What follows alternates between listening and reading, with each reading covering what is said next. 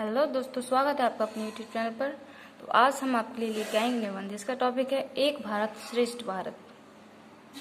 एक अच्छा निबंध लिखने के लिए हमें सबसे पहले एक रूपरेखा बनानी चाहिए और उसके अंतर्गत हमें अपनी हेडिंग्स को लिख लेना चाहिए।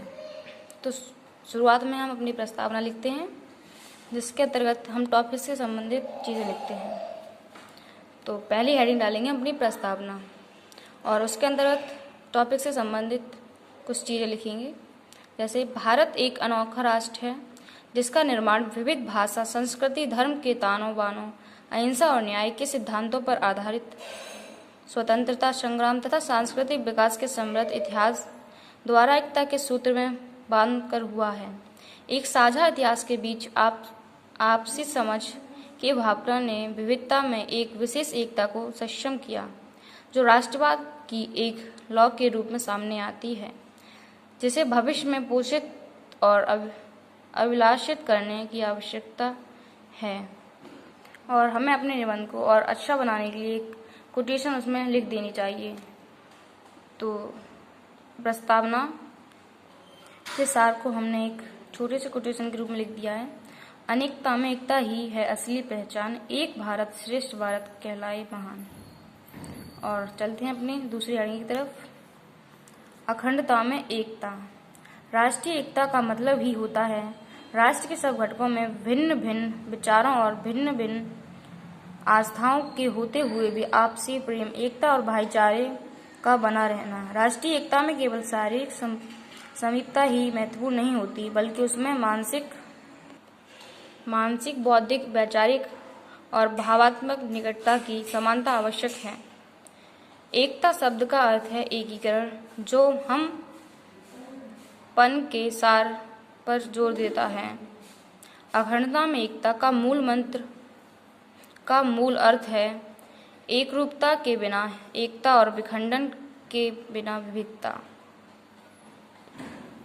यहाँ कई अलग अलग प्रकार के सामाजिक समूह और समुदाय रहते हैं। ये समुदाय भाषा, धर्म, नस्ल, जाति और संप्रदाय जैसे सांस्कृतिक चिन्हों द्वारा परिभाषित हैं।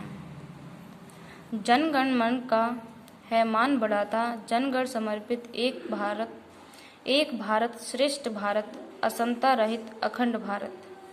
और इसी के साथ अपनी तीसरी हेडिंग हम डालते हैं, एक भारत श्रेष्ठ भारत का उद्देश्य क्या है।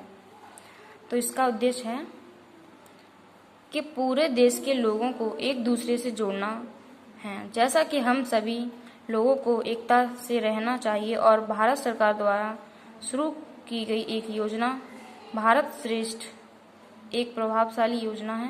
इस योजना का उद्देश्य है कि मौजूदा योजना सांस्कृतिक संबंधों के माध्यम से देश के विभिन्न, ये दो बार लिख गया है, हटा लेंगे, विभिन्न भागों में एकता को बढ़ावा देना है। इसका उद्देश्य उन भारतीयों के बीच के संबंधों को सुधारना है।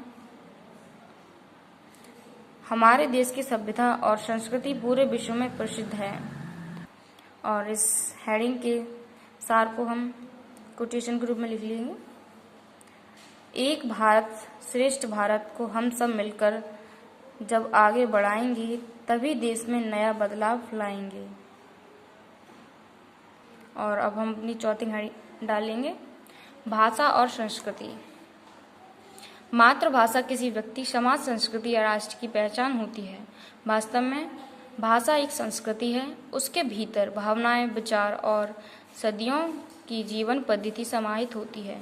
मातृभाषा ही परंपराओं और संस्कृति से जोड़े रखने की एक मात्र कड़ी है। राष्ट्र के विकास की नींव और सर्वांगीण विकास की कल्पना भाषा के जरिए ही शुरू होती है।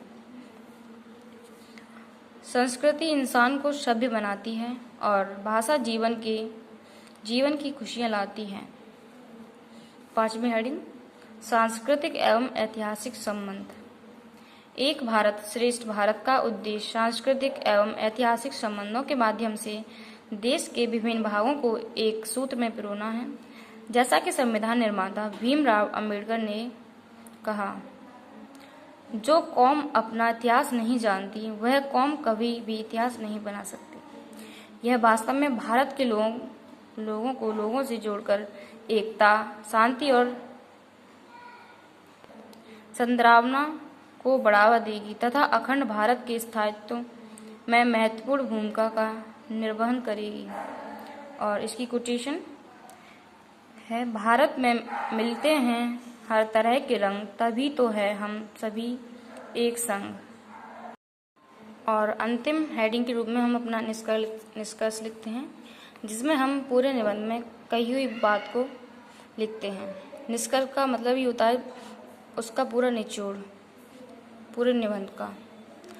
अतः हम कह सकते हैं कि जब प्रत्येक भारतवासी विभिन्नता में एकता के महामंत्र को आत्मसात करते हुए भावनात्मक संबंधों को मजबूत करे, इसके लिए सभी राज्य और केंद्र शासित प्रदेशों को योजनाबद्ध तरीके से वर्ष भर सामाजिक, सांस्कृतिक एवं आर्थिक कार्य योजनाएं संचालित करके व्यापक स्तर पर जन जागरूकता अभियान चलाने चाहिए, जिससे भारत की गौरवशाली समृद्ध संस्कृति की स्पष्ट झलक मिल सकती है।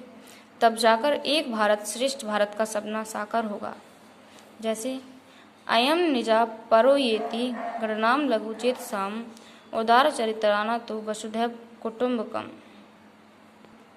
अर्थात यह मेरा है, ये तुम्हारा नहीं है। ये सब कुछ छोटी सोच वाले लोग सोचते हैं। सज्जन लोग तो यह सोचते हैं कि ये भारतवर्ष पूरा उनका परिवार है। धन्यवाद। अगर आपको हमारा निबंध अच्छा लगा हो तो लाइक, शेयर एंड कमेंट करना ना भूलें। Bye bye.